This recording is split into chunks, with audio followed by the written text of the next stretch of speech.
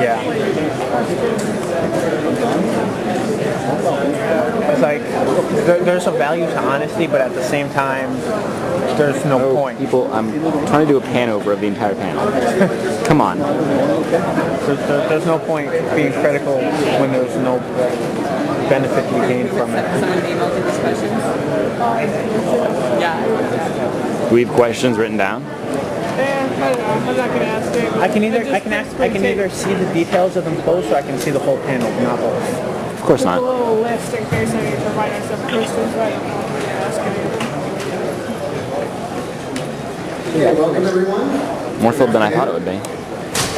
We are going to spend the next hour or so discussing the fate of the Jedi, the current novel series from Shelley. Yeah. And we're really fortunate that we got all the key players involved in the development of this series. We've got the people who first sat down around a table at Lucasfilm's offices way back when and hashed out the basic story beats of what this new series would entail. So we've got the authors and editors here who, imagined it and are now living with this epic story every day and guiding it through a series of 9 novels. So please join me in welcoming from the inside out. We've got author Allston. Yeah.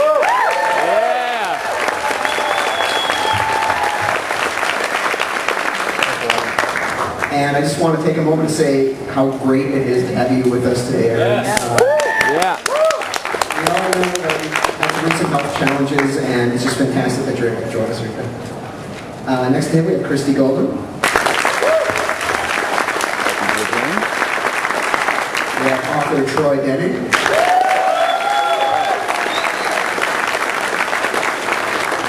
We've got the guy with the coolest title at Lucasfilm, Keeper of the Holocron, Leland Chee. He helps maintain the vast database of lore and continuity in Star Wars storytelling. Next we have editor-at-large for Del Rey Books, Shelly Shapiro.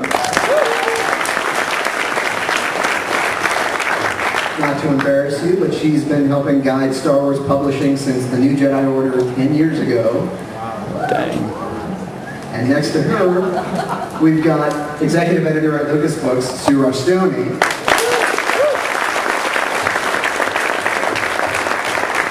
I'm going to hear about this later, but she's been guiding Star Wars storytelling since the days of the Thrawn trilogy. Yeah.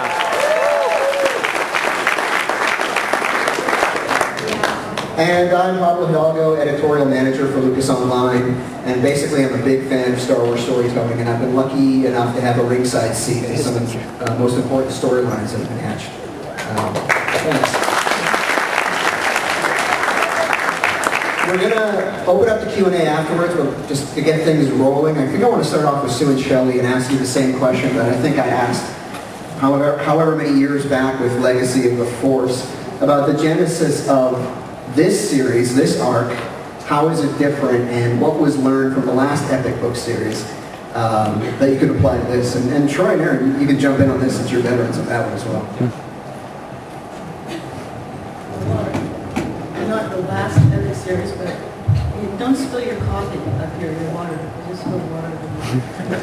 So that's what you'll learn. That's what it is, yeah. Don't spill your water and don't kill Chewie. Yeah. I know, it's going to look like I spilled more than my water in a second.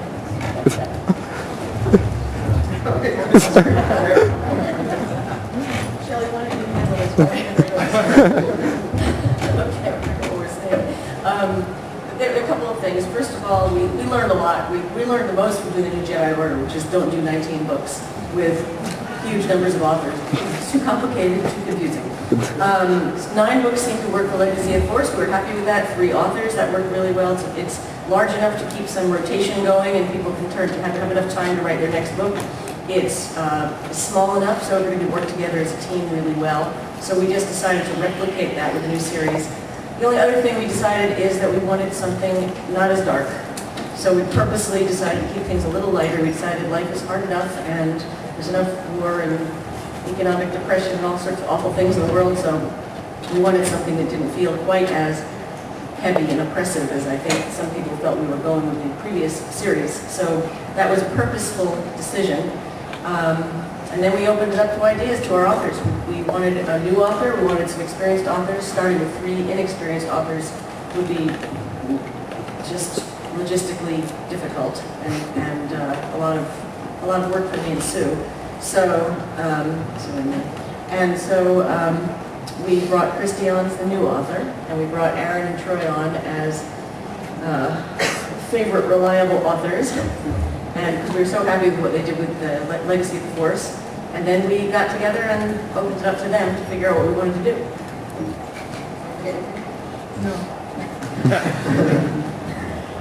No, I think this format that we're doing now is real successful with Legacy of the Force, and it's been a joy to continue it on.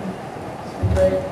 Now, Christie, you're the newcomer to this table, to the Star Wars universe, but you're no means a newcomer. You've got dozens of novels, and many of them set in other expanded universes of other franchises. So how did you find your entry into the Star Wars EU? Well, obviously.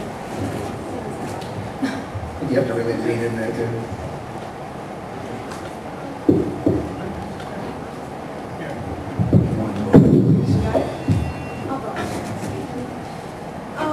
Well, obviously it's huge.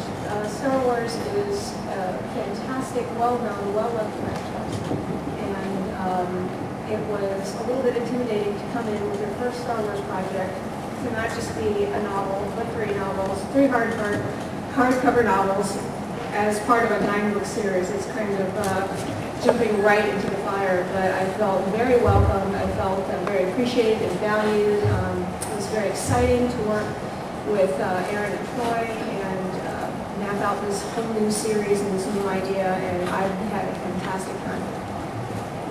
Now, you're all getting to touch on basically establishing what was a new relationship, and a very powerful one, in Luke and his son, Ben. And I've got to say, as a reader, it's very enjoyable to have someone that Luke can actually teach and yet also still have a very strong emotional connection to. And all of a sudden Luke Skywalker seems human again. Can you each describe your experiences in chronicling that relationship? Well, I was talking this morning, we were doing a shoot for Random House Audio, and I was talking this morning about how wonderful it is to have, be in the timeline away from movies, because as the characters age, it opens up opportunities for us to explore parts of their lives that they never were able to in the movies. In movies, Luke was in his 20s, now he's in his 60s, he's a dad. And this gives us a whole new emotional range to play with. He is the master Jedi, but he isn't the master father yet. And so he's on-the-job training, just as most fathers have to experience.